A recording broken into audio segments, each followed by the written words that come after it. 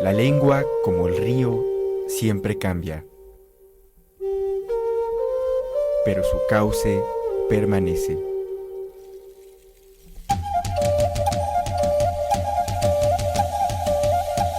Estás en Si el río suena, agua lleva, agua lleva.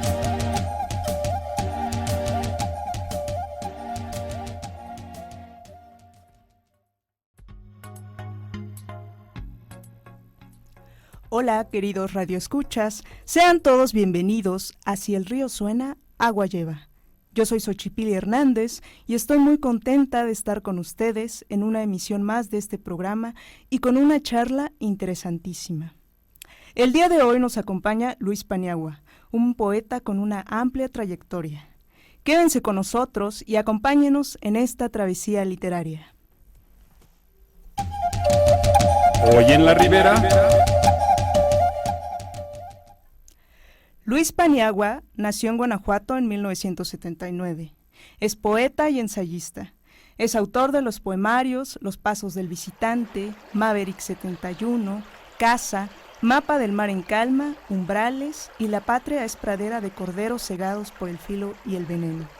Ha sido becario del FONCA y del PECDA en el Estado de México. Poemas suyos han sido traducidos al inglés y al portugués. ¿Cómo estás, Luis? Hola, Xochipilli, muy bien, pues muy contento por la invitación.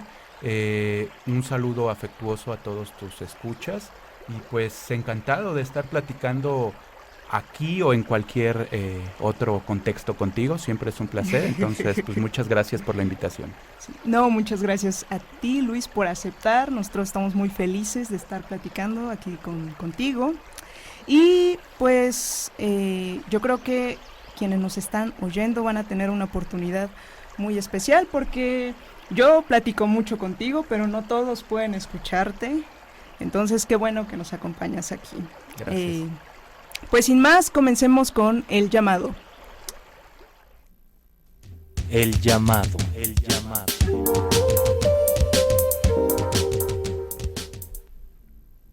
Hace un momento, Luis, platicábamos cómo fue que tú empezaste a escribir.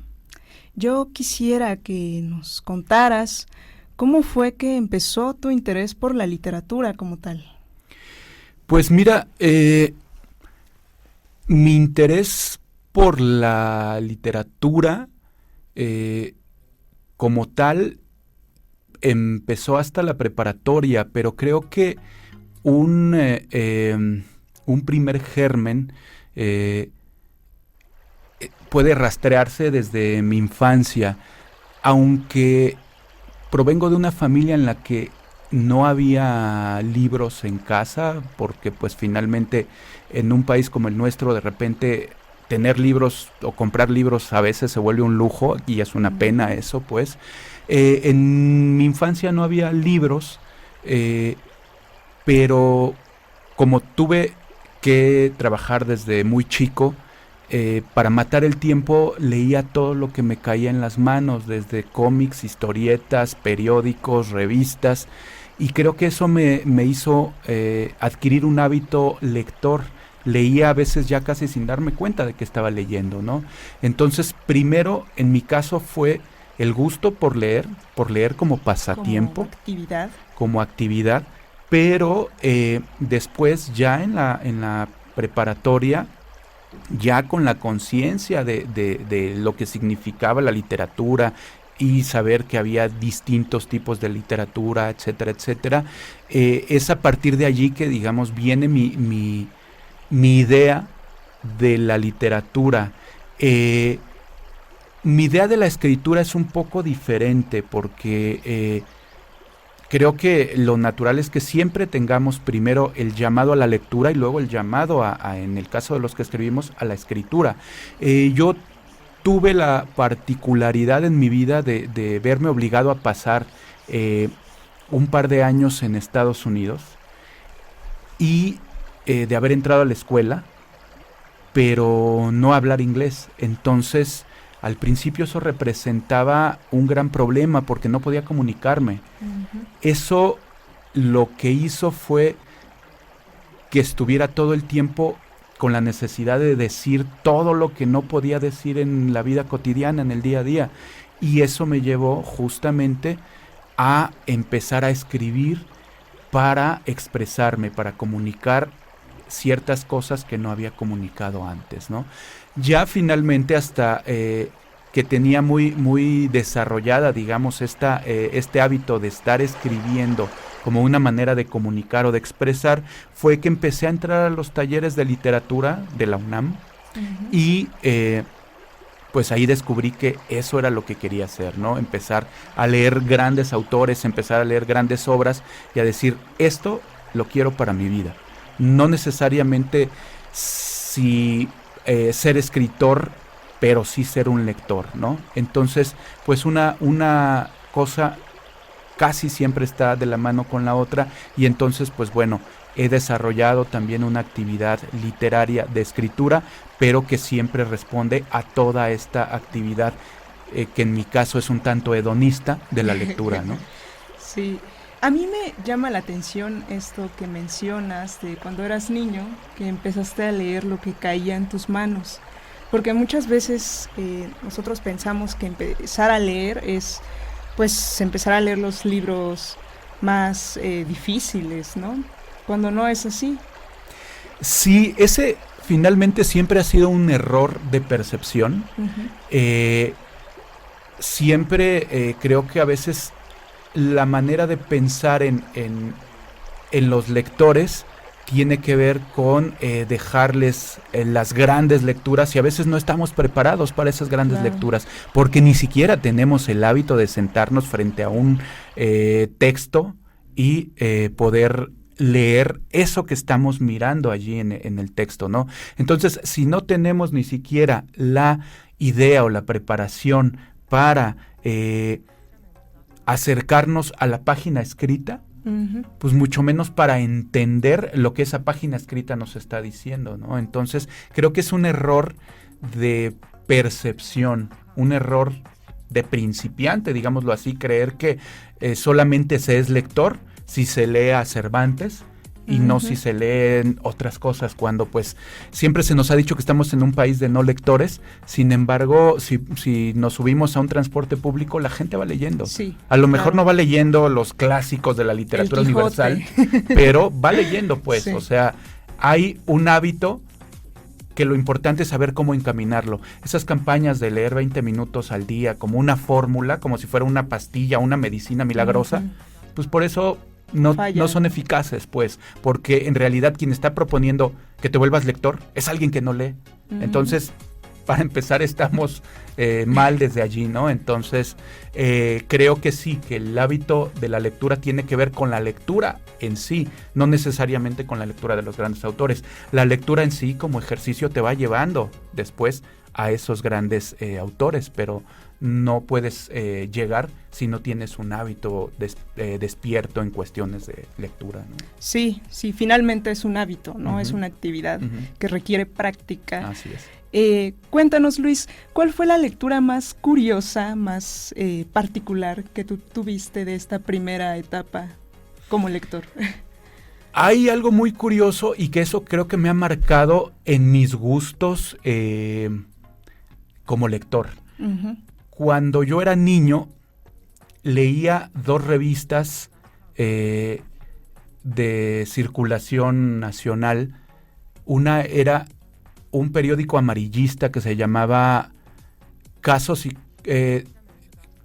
Semanario de lo Insólito, okay, en donde tenía noticias de no sé, de personas con malformaciones o de noticias curiosas, como que a alguien le había caído un meteorito, y que cosas muy locas, muy raras, uh-huh, y que eso estimulaba mucho mi imaginación. Y por la otra, una revista que se llamaba Casos y Cosas Extraordinarias, y que era más bien tenía como un tinte esotérico, okay, ¿no?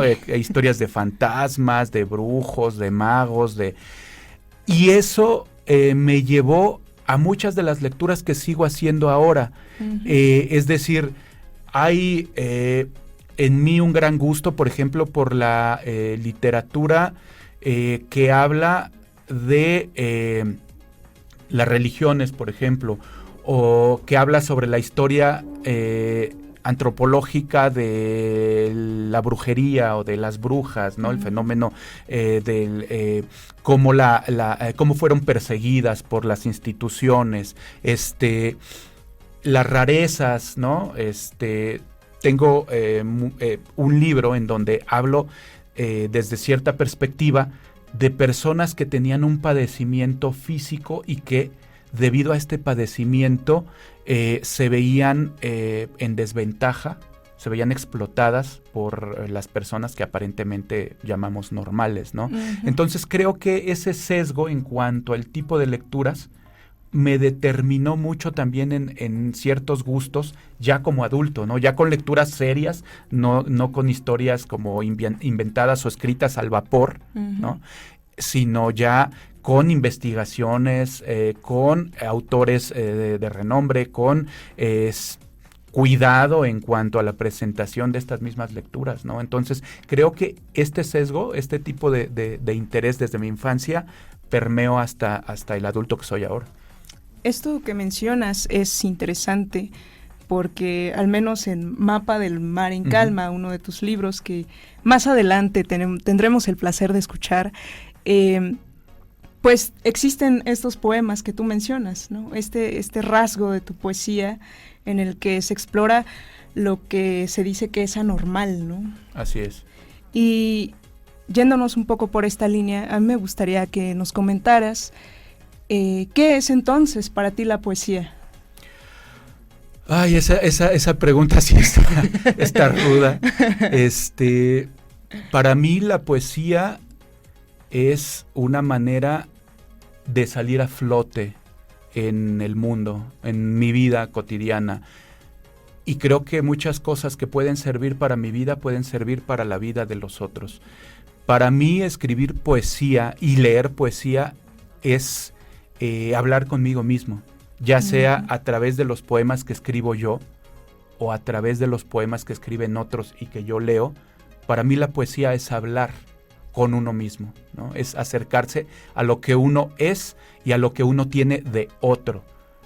Algo que a mí me resulta muy importante siempre y que tiene que ver con lo extraño y con lo extraño que representa el otro o lo otro, ¿no?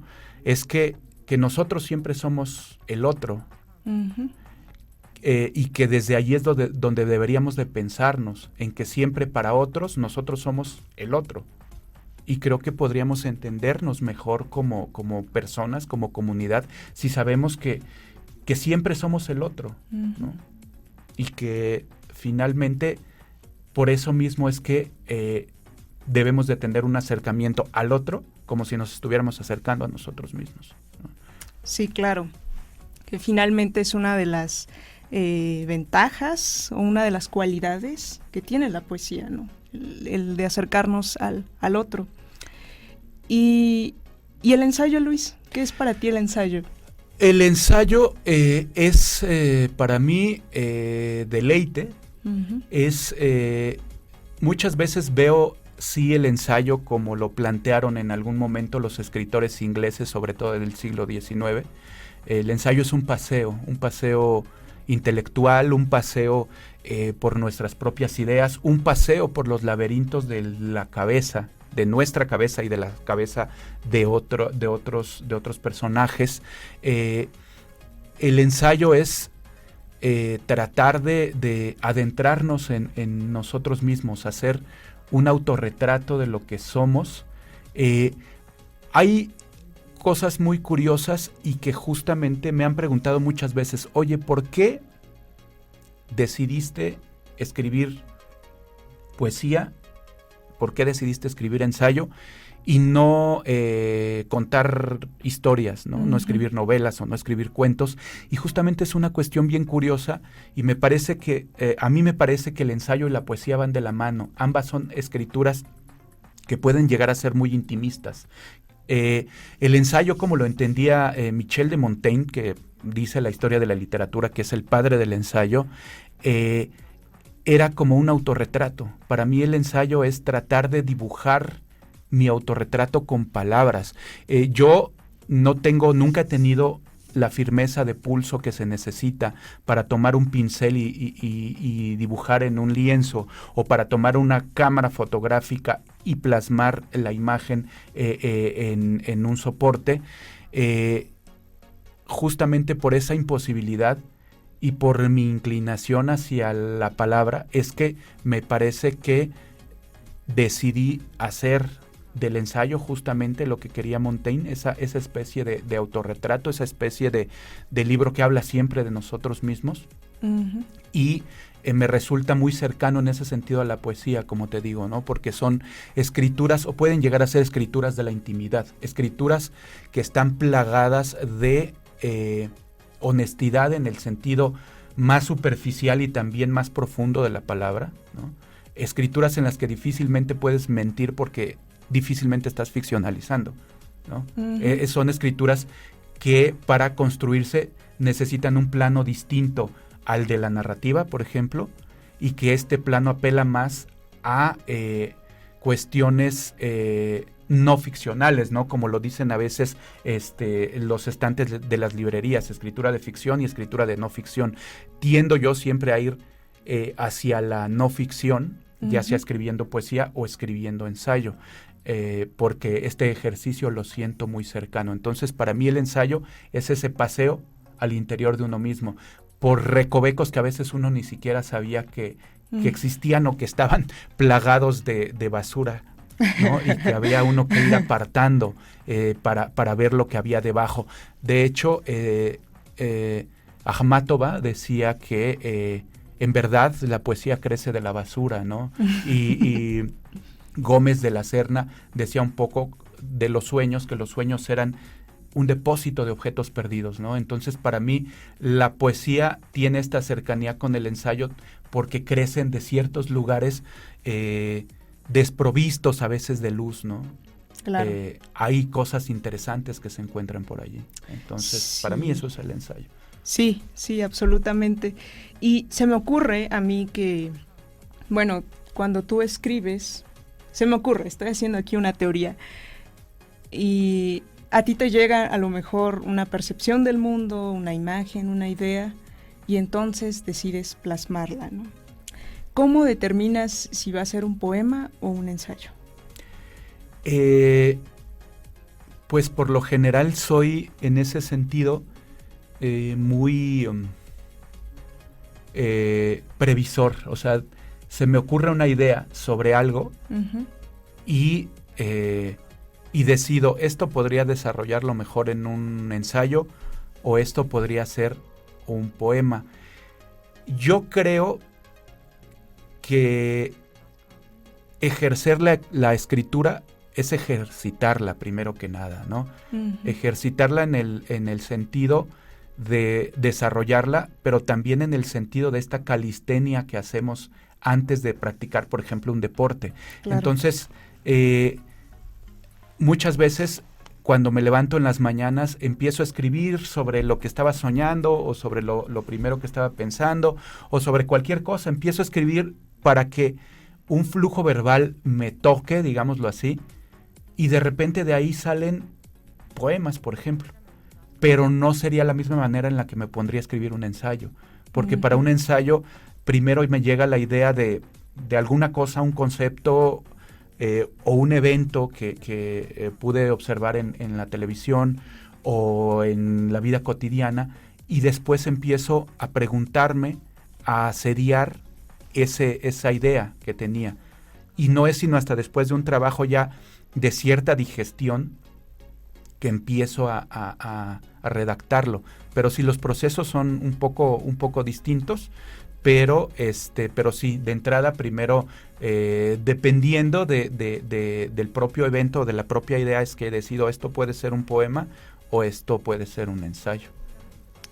Interesante, Luis, porque finalmente yo pienso, con esto que me mencionas, que entonces la poesía es un poco más impulsiva, ¿no?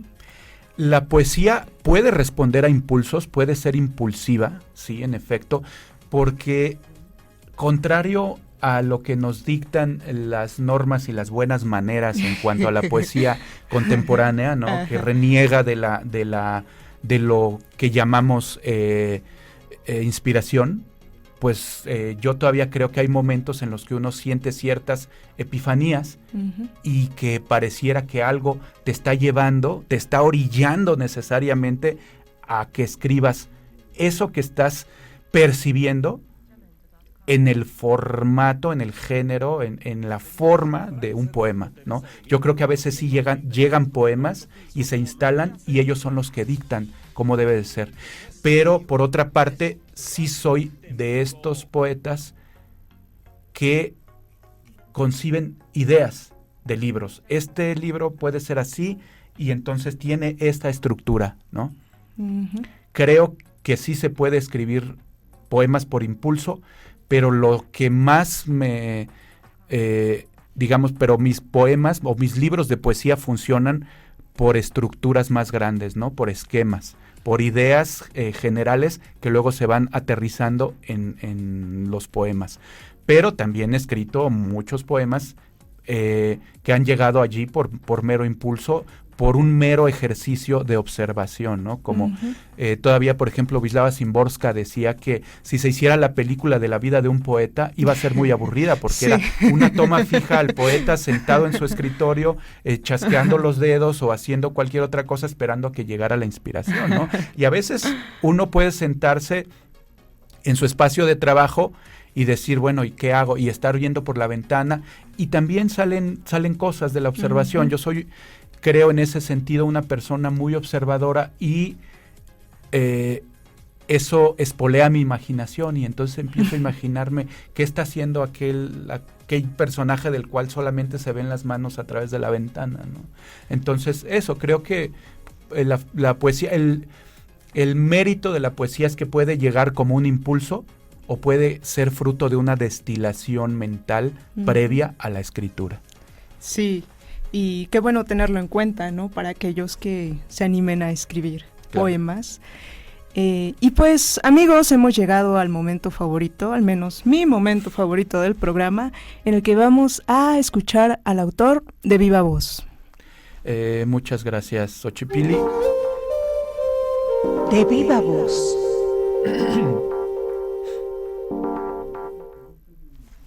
Muchas gracias, Xochipilli. Pues en esta ocasión traje 2 libros de mi producción. El primero, cronológicamente hablando, o de los más recientes, es un libro que me causó o que me ha causado siempre ciertos resquemores en cuanto a la recepción de la obra, porque es un libro cuyo título es una figura geométrica, es un rectángulo. Conceptualmente detrás lleva pues una idea de lo que es el vacío o el silencio, pero pues resultó incluso hasta legalmente en ciertas complicaciones con el autor, ¿no? Porque no podían registrar un libro que no tuviera un título enunciable, ¿no? Entonces, pues le pusieron un título que a mí me parece horroroso, pero bueno, fue lo que se le ocurrió a mi editor. Pero tiempo después yo pensaba en estos problemas y decía, híjole, ¿por qué no se me ocurrió ponerle mapa del océano, o como le llamo de repente, mapa del mar en calma? Porque revisitando un libro que me gusta mucho de ensayos de un escritor francés que se llamaba Georges Perec, al inicio de su libro Especies de espacios, toma una figura geométrica, un rectángulo, y en el pie de página dice mapa del océano, y que está tomado del libro A la casa del Snark de Lewis Carroll, ¿no?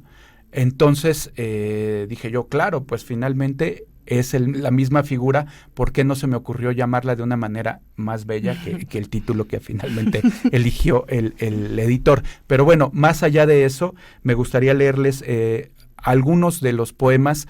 Hablaba hace rato de las obsesiones o de estas manías de lectura que me quedaron del niño que fui, que de alguna manera sigo siendo. Entonces tomé dos personajes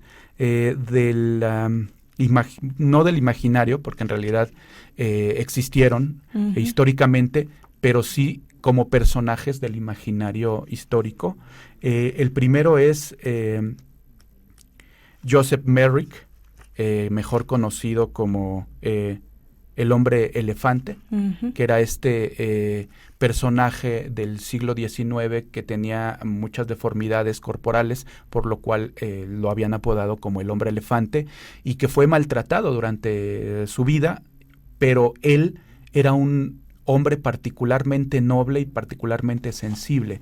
Voy a leer unos fragmentos de este poema que se llama Merrick, que viene en este libro de Mapa del Mar en Calma.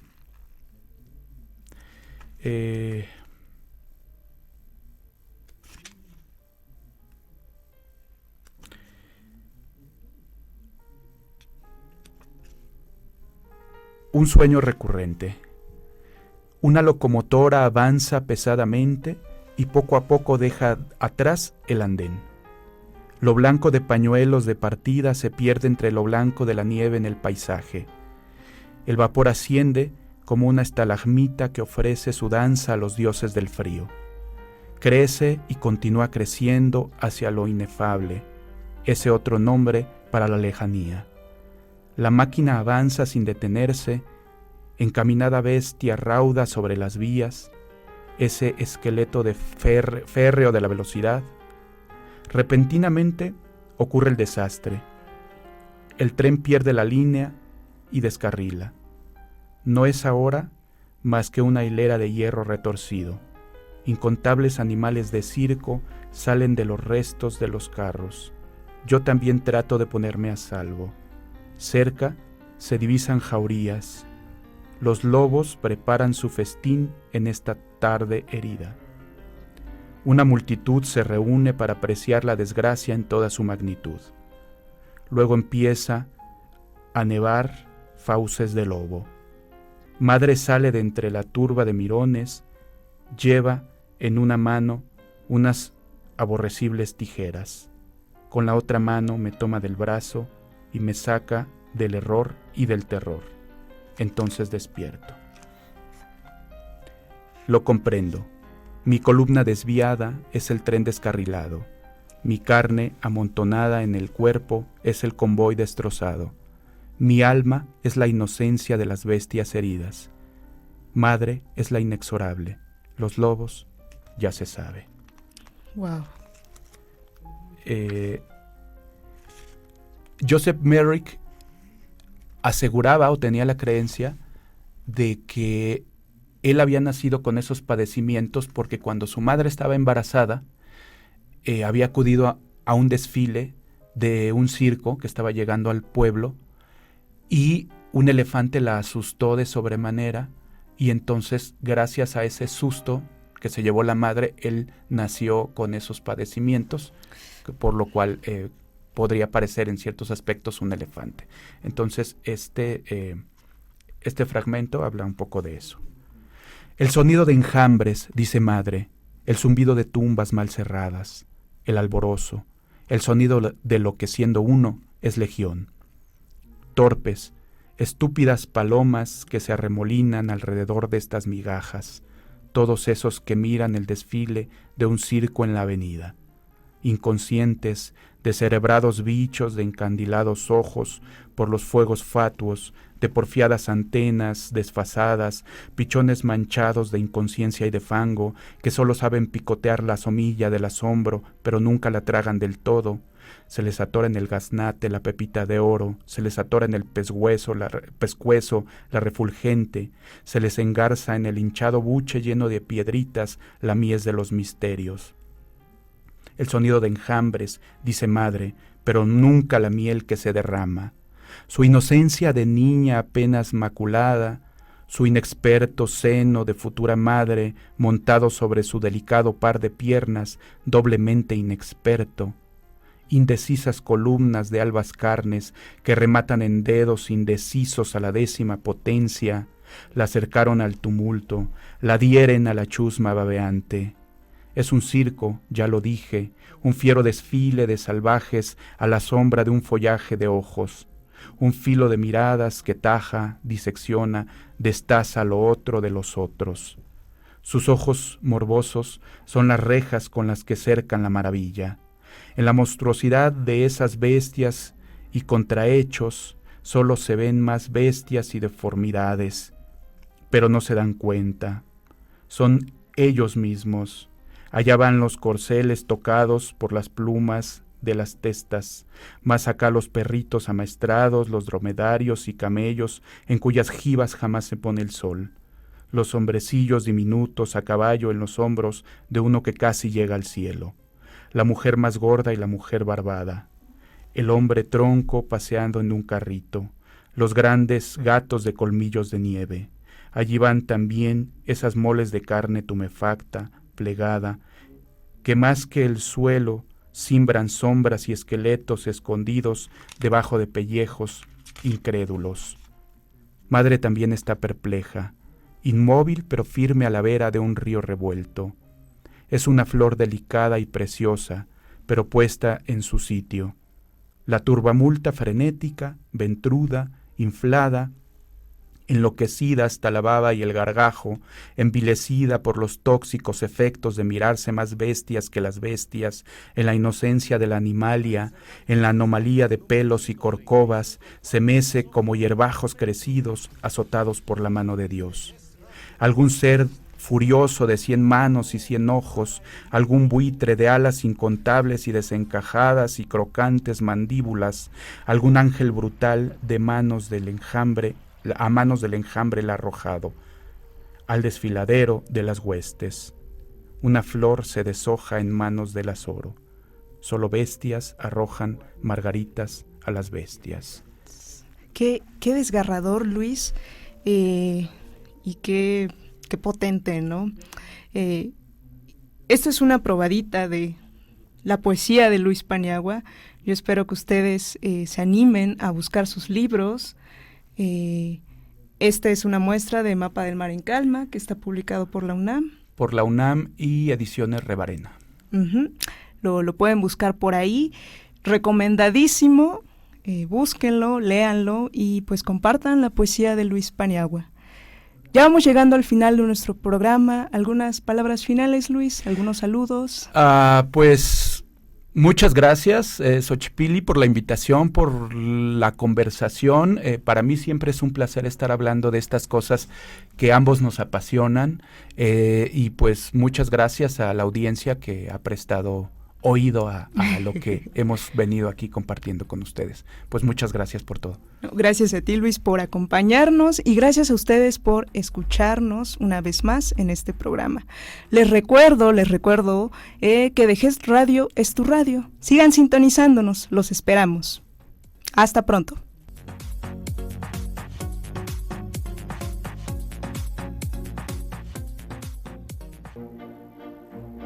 Indejes,